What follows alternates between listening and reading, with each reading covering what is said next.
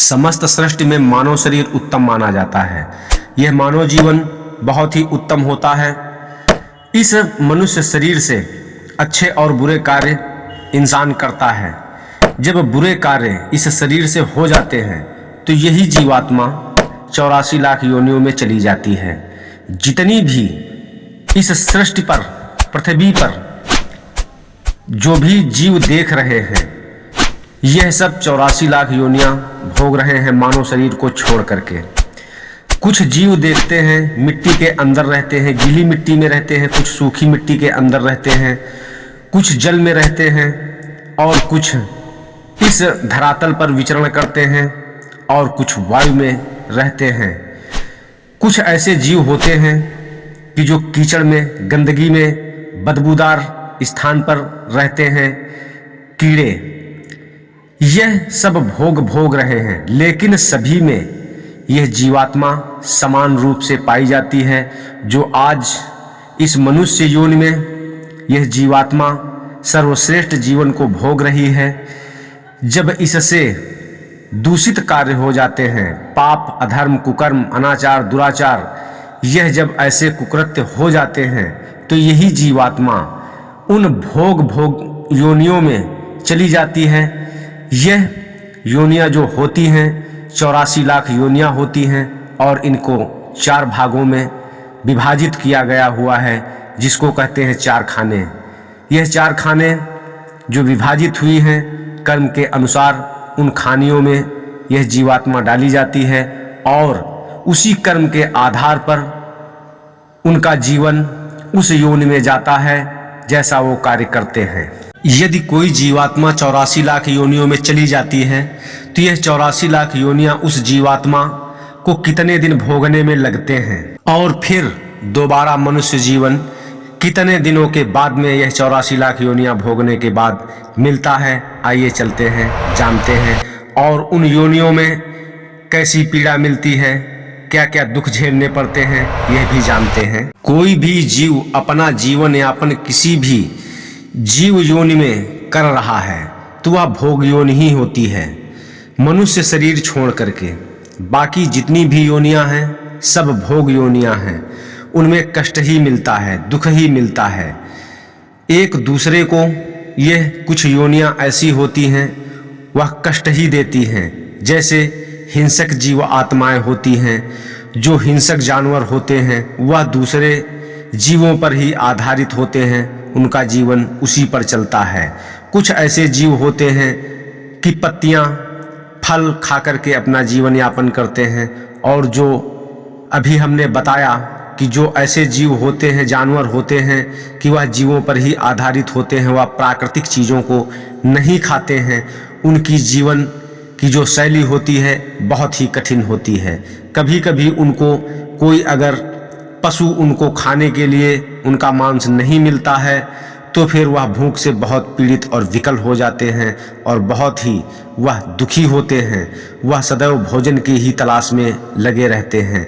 जो प्रकृति पर निर्भर होते हैं तो उनको चराचर रेगिस्तान के जीवों को छोड़ करके बाकी जो अच्छे स्थानों पर रहते हैं उनको प्राकृतिक चीज़ों का सेवन करने के लिए मिलता है और उनका जीवन सुचारू रूप से चलता रहता है। इन जीवात्माओं को उनके कर्म के आधार पर उनका जीवन मिलता है और वैसे ही स्थानों पर उनका जीवन दिया जाता है जैसे वह कर्म करते हैं। जैसे यह नॉर्मल क्षेत्र जो होते हैं, उपजाऊ क्षेत्र होते हैं, वह कुछ अच्छे कर्म करते हैं, उनको ऐसी स्थितियों में जन्म दे दिया जाता है जहां पर उनका जीवन सुगमता से चलता है। जो बहुत ही कट्टर विरोधी और जघन्य अपराध करने वाले जीव होते हैं तो उनको उसी के अनुसार, जैसे जहां पर बर्फ गिर रही है या फिर जहां पर रेगिस्तान ही रेगिस्तान है, पानी नहीं पीने को मिलता है, छाया भी नहीं मिलती है, उन जीवों को बहुत ही अधिक घोर यातनाएं देने के लिए ऐसे स्थानों पर उनका जीवन निश्चित कर दिया जाता है और वह जीवन वहीं पर व्यतीत करते हैं। यही सृष्टि का नियम है।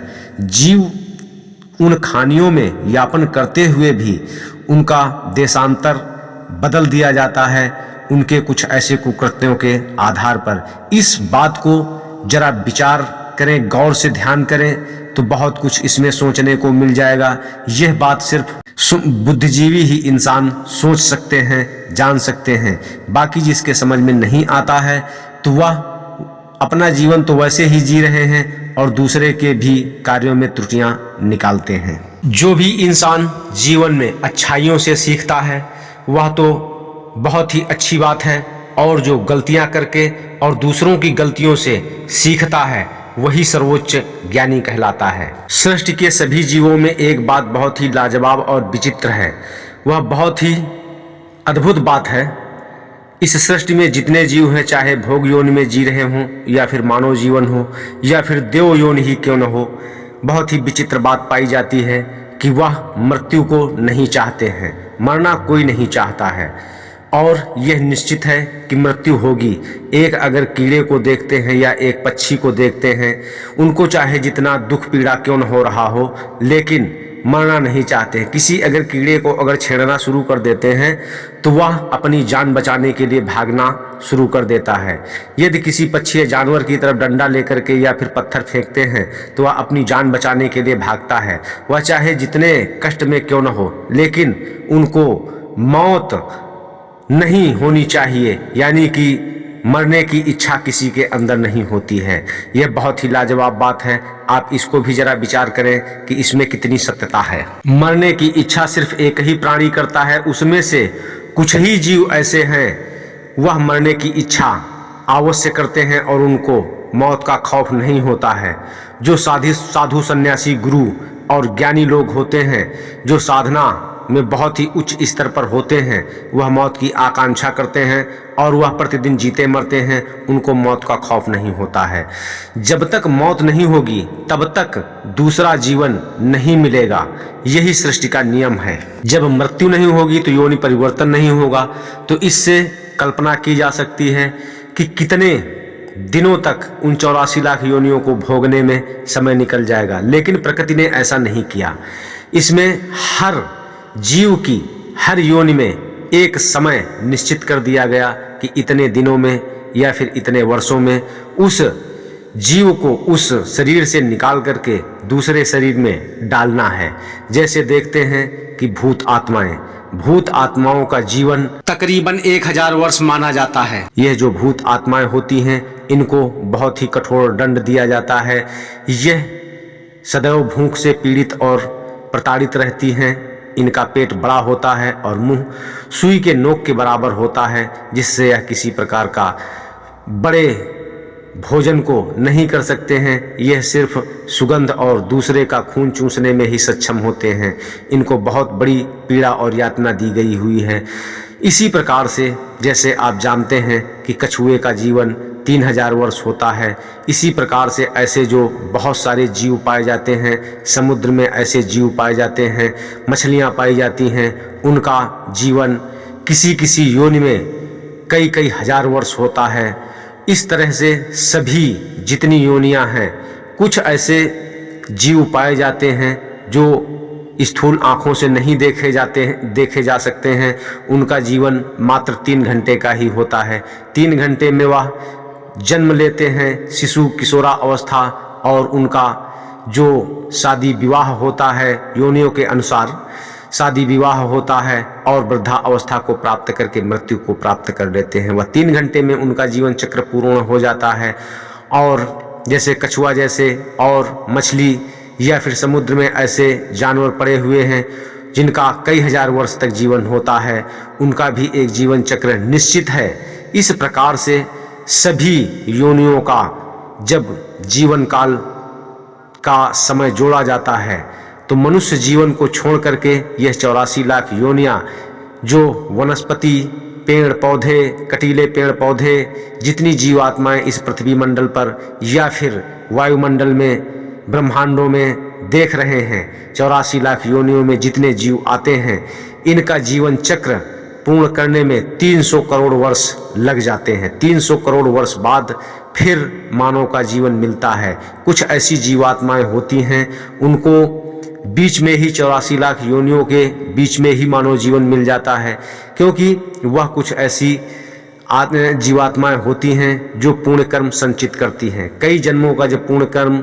संचित हो जाता है तो फिर उनको मानव जीवन मिल जाता है। जैसे मैं आपको एक उदाहरण देता हूँ। आम का वृक्ष देख रहे हैं, उसमें आम के फल लगते हैं, बहुत रसीले और मीठे होते हैं, सभी को यह प्रसन्न कर देते हैं और इनका स्वादिष्ट रस चूस करके अपनी आत्मा को तृप्ति देते हैं। ऐसे कुछ साधु सन्यासी होते हैं जो सिद्धि पुरुष होते हैं, उन फिर पेड़ वृक्षों को अपना आशीर्वाद देते हैं, वह पुण्य कर्म संचित हो जाता है और संचित होकर के वह मनुष्य जीवन प्राप्त हो जाता है। मनुष्य जीवन की आकांक्षा इस वजह से सभी लोग करते हैं कि इस मानव जीवन से नवीनतम कार्य करके ऐसे पुण्य कर्म करके परमात्मा की प्राप्ति की जा सकती है, या फिर नवीनतम कार्यों का सृजन करके उत्तम भोग योनियों को प्राप्त किया जा सकता है। लेकिन सर्वश्रेष्ठ मानव योनि को ही माना जाता है। यदि इसी मानव जीवन से फिर कुछ ऐसे पाप अधर्म हो जाते हैं, फिर वह 84 लाख योनियों में चला जाता है।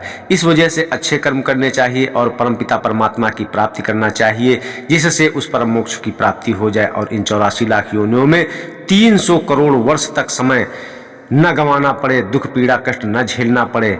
यहीं पर इसी पृथ्वी मंडल पर नरक है, यहीं पर स्वर्ग है, यहीं पर सब कुछ होता है, यहीं पर सब भोग योनियाँ भोगनी पड़ती हैं। जैसे आप देखते हैं कि नाली में कीड़ा पड़ा हुआ है, या फिर बदबूदार स्थानों में आप देखते हैं कि जो मरे हुए जानवर पड़े होते हैं, उनमें कीड़े, कितने भयंकर कीड़े लगे हुए होते हैं। यही तो सब नरक है।